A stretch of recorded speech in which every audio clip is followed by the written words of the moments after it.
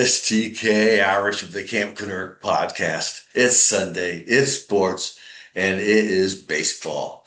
And you know what happened? I saw this the other day and I wanted to share it with you. Jimmy and Colum, old friends, had an idea. They wanted to go to see the Fort Wayne Tin Cups play, my favorite hometown team. And so when they say they're going to do something, just think of it this way. Just think of it as like, wrestling a bear, but politely. There's always something going on. So they leave for the game. Of course, it's too early, and Jimmy's arguing with the GPS, recalculating. Colin goes, Jimmy, the GPS doesn't trust you. And matter of fact, neither do I, not behind the wheel of a car. Well, they finally get to the stadium, and all the signs in the parking lot says full. And Jimmy's thinking, that just means that they're emotionally full. So he pulls in the parking lot anyways. Attendant says, sir, this lot is full. Well, he, we're not staying long. The attendant goes, this is a baseball game. Colin leans out the window and says, hey, we're just here for the snacks. We're carb tourists. They finally ended up parking about 3 blocks away at a dentist's office. And of course, there's this huge sign: violators will be towed. They read it, they laugh. Well, we'll do for some excitement after the game. And Colum goes, at our age, just finding the car still there is as much excitement as I want. So they're walking down the sidewalk, and Colum's wearing these hard bottom dress shoes. And so you hear this clunk, clunk, clunk. And Jimmy goes, what is that sound? You sound like your horse. You're on a horse that's coming third place in the race. Colin replies, these are orthopedic. For who? You or the horse? Well, they get inside and Jimmy says, I'll get the food, you get the seats. Colin goes, we split up before, and that's how we lost the Buick. Well, Jimmy heads to the concession and orders like he's negotiating a peace treaty. Yeah, I'll take 2 hot dogs, one with everything, one with nothing, one with a little onion, a little ketchup. Not too many onions because I don't want to have bad breath during the seventh inning. The cashier, young kid, is looking at him. He says, oh man, you want some food? Jimmy replies, let's not oversimplify this. Meanwhile, Colum is trying to find the seats, and he's holding the tickets upside down. And he's getting confused. He says, is that row B or row 8? Finally, he makes a decision. He sits down next to the family, smiles confidently, and says, great seats. The father next to him says, these are our seats. Colum nods. Sir, everything is temporary, my friend. Well, Jimmy, trying to get the food, is still working on something. He's finally got 2 beers, nachos, hot dogs. He's carrying it like he's done it before, but without any success. The guy goes, hey, can I squeeze by here? And Jimmy turns sideways. Well, and that happens. Nachos tilt. He goes, no sudden movement. We're in a cheese situation. Cheese starts sliding. Jimmy starts yelling, abort, abort, watch out. Too late. Nacho's slide lands directly on his shoe. He looks down. Well, at least my foot got seasoned. Then a kid points and says, Mom, that man's melting. Jimmy replies, I paid extra for that little kid. They finally got at the correct seats. They sit down, and Jimmy's so proud of himself, saying, we did it. And Colin goes, hold on here. We're not done with this yet. All of a sudden, crack of the bat, foul ball comes screaming into the section. Everyone ducks except Jimmy. Jimmy tries to catch the ball with a full tray of food. Colin goes, put those nachos down. I could do both, Jimmy. And, well, he can't do both. The ball hits the tray flips, beers launch, the nachos achieve flight, and the hot dog is airborne. Here's the ironic part. It lands perfectly into Colum's lap. Nothing out of place. Ketchup, onion, relish, just like it had been set in his lap. Colum looks at it, picks it up, and says, well, that's the fastest service I've seen around here. Well, some guy, smart guy in the back, sir, you going to eat that? Colum says, sir, it chose me. And as Jimmy's covered with cheese and holding an empty tray, says, "We should have stayed home." No, no, at home, the food doesn't fight back. And honestly, this might be the freshest hot dog I've ever had because it still has frequent flyer miles on it. So they enjoyed the game, and I don't know if they ever got back to find their car, but that's what happens. Jimmy and Colin try to go out and support the Fort Wayne Tin Caps. So Douglas, I know you've gone to a lot of baseball games. Have you ever got hit by a foul ball? TK, that's so funny. Good to see you. The phrase is, have you ever gotten one? A foul ball or home run. Ever gotten one? Mhm. I have never gotten one, and the closest I came was at the Texas Ranger game in the old original stadium, and the foul ball was hit, and I reached out like this as it bounced along the aisle, and I was right there, and this kid just snuck his hand in front of it and got it. I'm like, oh my God. Oh, I've never gotten one. And now, where I'm being an old retired goat going to these games, I always say to myself, you know what? If I get one, I'm going to give it to, and I pick out a kid. I pick out a kid that's going to get it. You know, I just Well, want to. I was at a baseball Cleveland Indians game years ago, and I was sitting there with my brother, and we were sitting by the third baseline, and we got our drinks, and all of a sudden the foul ball comes flying directly at me, and so I'm going like this, and it hits me right in the hip, and it flies off, and I'm going, my drink's gone. And I look over. Well, I found it because I poured it on my brother when I was ducking the ball. Well, he didn't really appreciate the fact that he was going to be sitting drenched for 9 innings in the Ohio sun. But hey, bummer if you can't take a joke. That is really, really funny. But no, I've never gotten one. And someday I just want to catch it, hold it, look at it, and say, I got one, and then give it to the closest kid. Yeah, Just make yeah, his day, that sort yeah. of stuff. I remember watching a game some time ago, and a grown man took away the foul ball from a little kid. It was on film. And they showed that on the big screen. And I mean, that guy, oh, I think he left the game actually. He was just so, everyone was booing him and stuff. So, Yeah. but the little kid got the ball at Yeah. the end. Yeah, well, that's the beauty of sports is to think of somebody else and the fairness of competition. And if you got your coffee this morning, Sunday morning, All all right, here right. we go, man. Live with confidence. Mm-hmm. Get up and go, Joe. Now, this is sports, and we're with all our fans and viewers around the galaxy and Sunday morning sports. Of course, what do you do? What does everybody do? A sports fan do? You check your ball scores. You're checking your ball scores, whether it's cricket, soccer, baseball. For us, it's baseball here in America. Now, let me just recap uh, the Texas Rangers are at home and they've got a 3 game series against the A's. And the A's are in first place, and the Texas Rangers are 14 and 13 in second place. And then it's a getaway game at around 1:30 today. And then we've got the Yankees coming in for a 3 game series. So this is going to be kind of an interesting situation because the Texas Rangers, if they win today, they would be in first place, and then they would play the first place in the American League West, and then they would play the Yankees for a 3 game series, who are also in first place in the American League East. So some good competition early in the season. So there you go, at home, and they playing at home. So that'd be kind of interesting. Yeah, it'd be a lot of fun to when you say everybody's in first place, you're thinking, well, that's going to be some exciting baseball coming into the break for the All-Star game.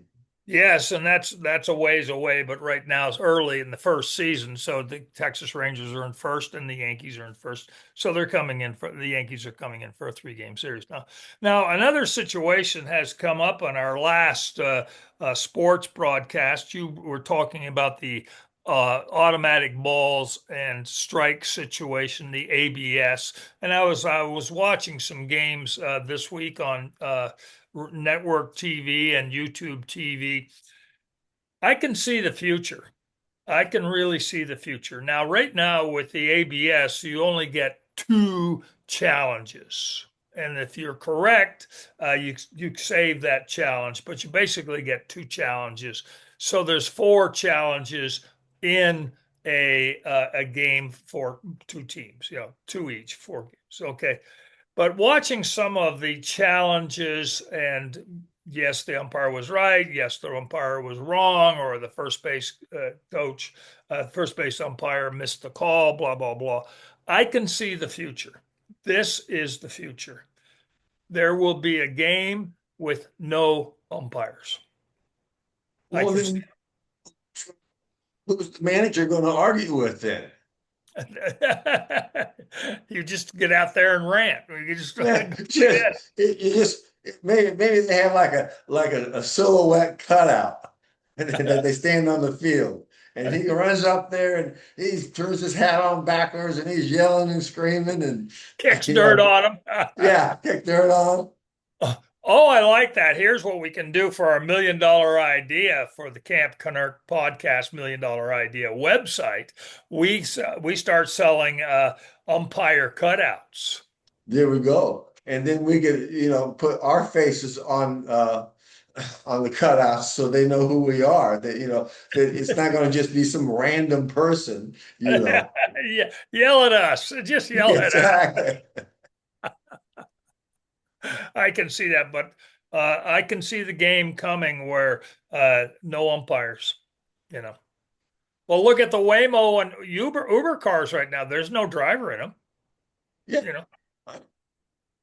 It's but on the same token, when you're sitting in the stands, and I never do this, but you hear people do it going, "Hey, you're blind, huh?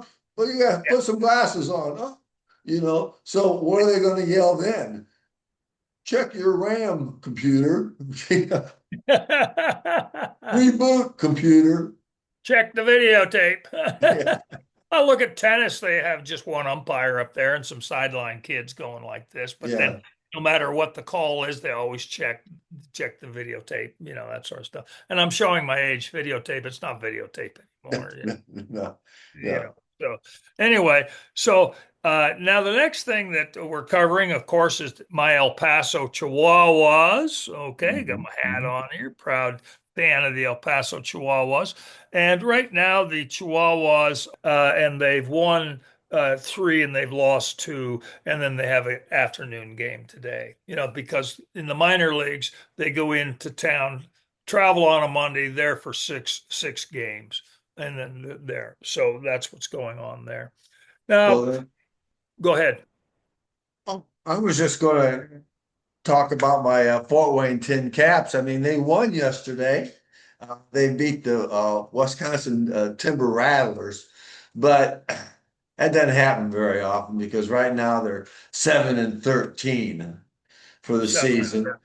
And it's just like anything else, you got good days, bad days, but they were excited to win. But they played Wisconsin. Wisconsin's a good ball club. They're 12-6 for the season.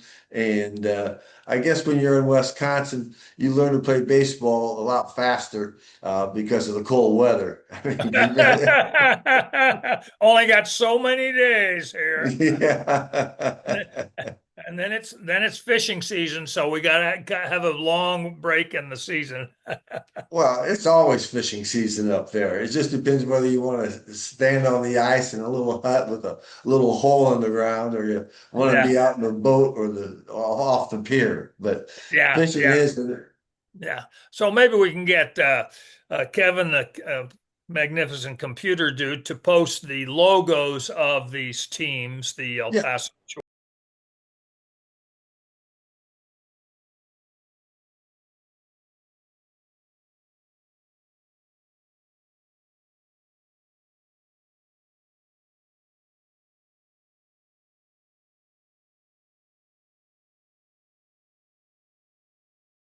Chihuahuas, the Reno, I think they're the A's. I'm not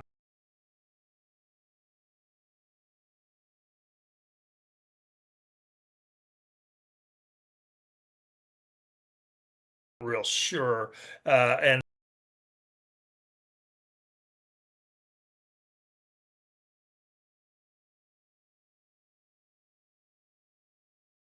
then the Tin Caps and the Wisconsin Timber Rattlers. That's really a cool name.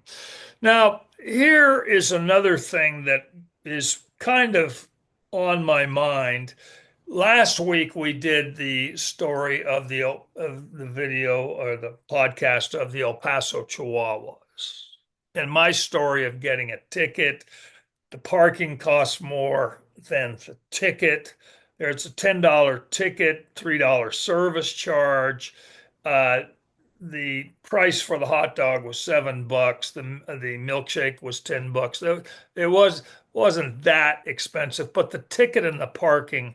But I just got the walk up ticket, just the cheapest ticket. Just got the cheapest ticket, because it was a day game. I could go, I don't care where I sit. Because it was a day game, there wasn't a lot of people there. So I went and sat behind the first base dugout. I was like 4 rows up right there, and I could have sat any place, but I just want to sit there, you know. So you had mentioned something about the what's the minor league team, AAA minor league team in Dallas? Frisco Rough Riders, that's the AAA affiliate of the Texas Rangers. Okay, so are the Round Rock Express. So they have two of they're both AAA teams. That's interesting. I think so. If not, maybe they're going to be, and they just don't know it yet. Well, I had mentioned something about the various prices, and I think you have a picture of the various prices for the team up there, the Frisco team.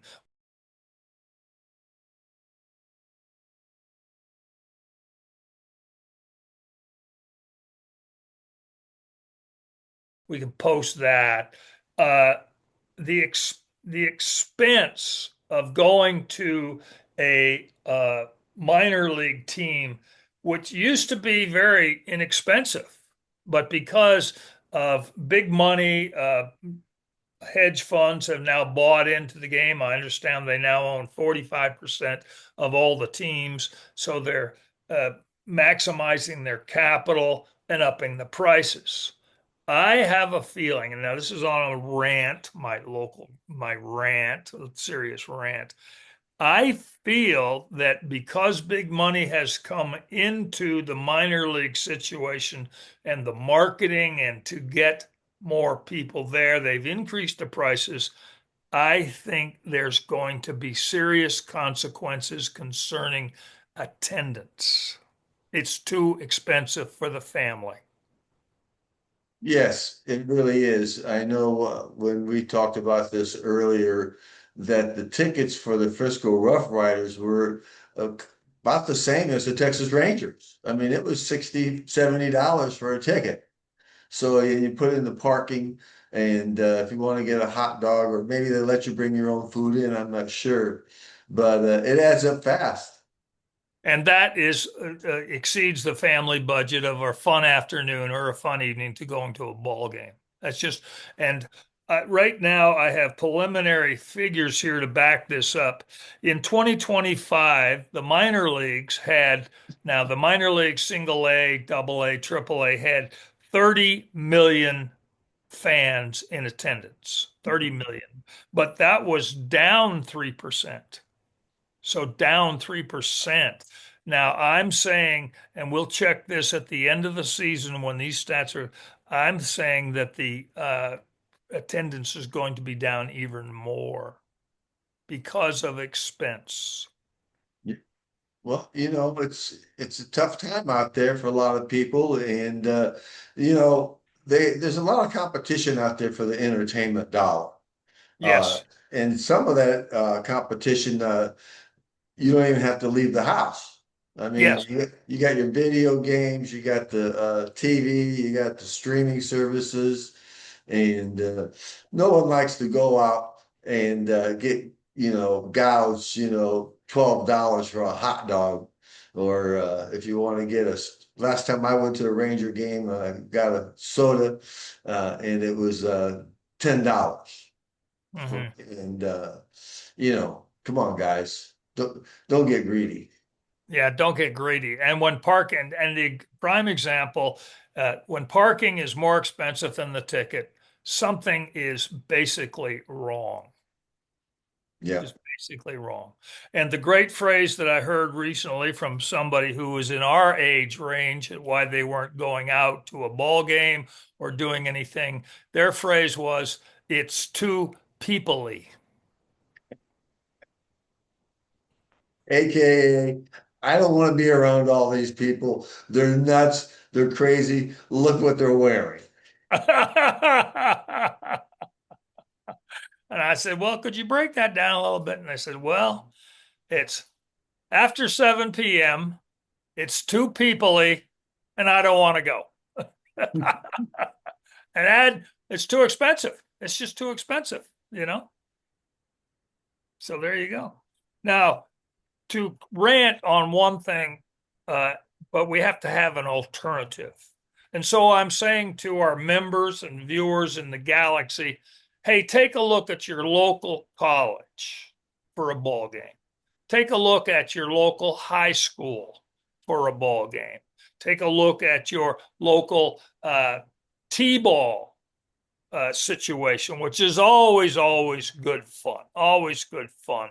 And for your baseball fix, there are other alternatives. Or if you're fortunate enough to live by the park, go on over to the park and just watch some guys and gals out there hitting the ball and just having a good time because they love baseball.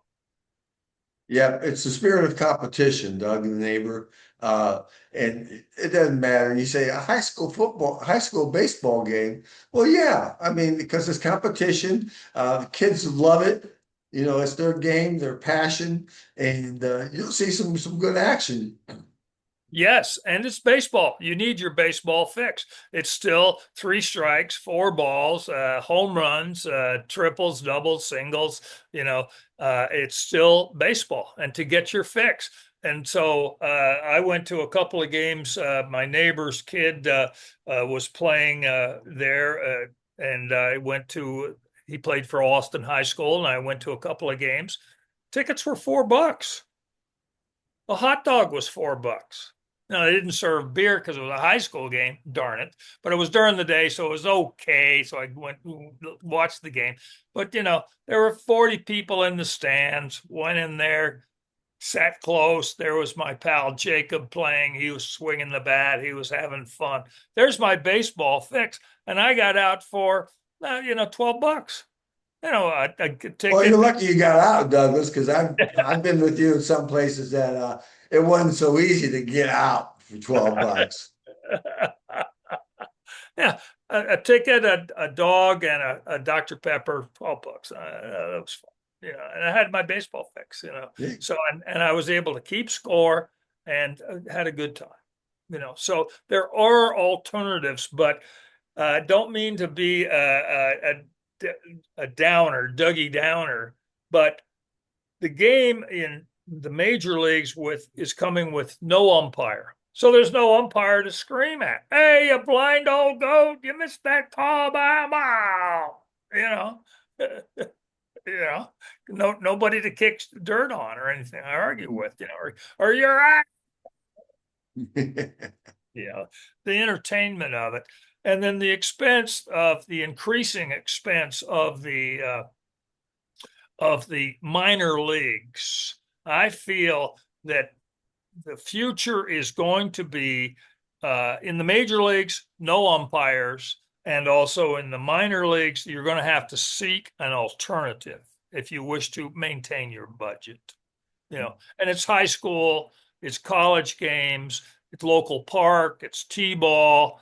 Ask around. It's not that hard to find a ball game and get your baseball fix at the less expense. Yeah. So, and Good I'm ideas there. and I'm stating that minor leagues attendance is going to drop from last year because of the expense, and that and you can see it coming. It's just coming.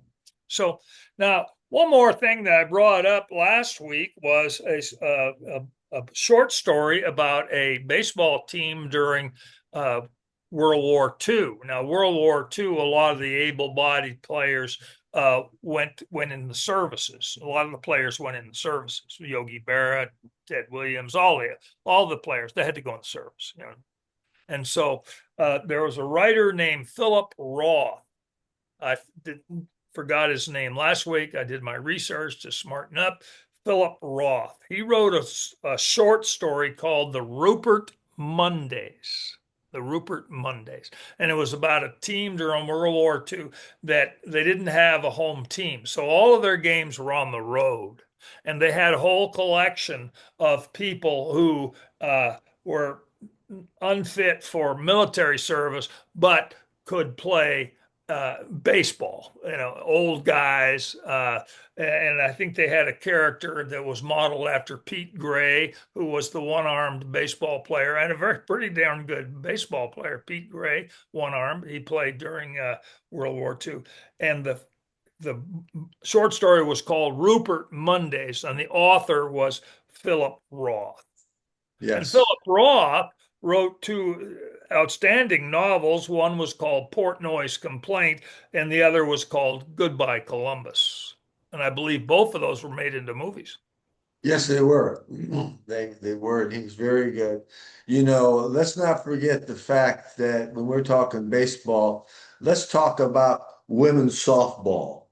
Yes. At a college level, high school level, I've seen I think I almost like the softball more than the regular games because of the pitching and the hitting and it's just it's a lot of fun. I really enjoy watching those games and so that's something else you want to put on your agenda is go out there and see some of these softball games that these young ladies are playing because it's very sophisticated and it's very good.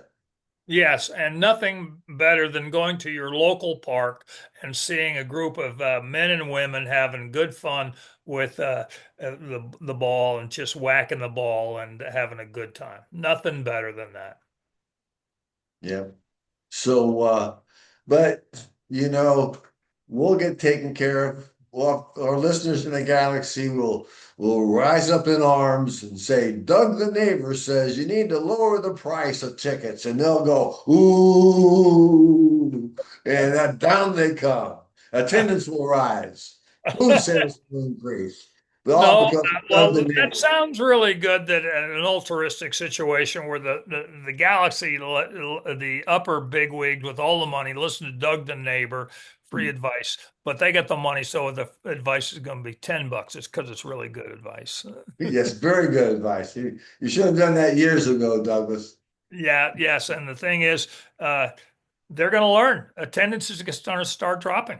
It's just going to start dropping. And teams like for lack of a better word, the Harlem Globetrotters of the baseball world, the Savannah Bananas,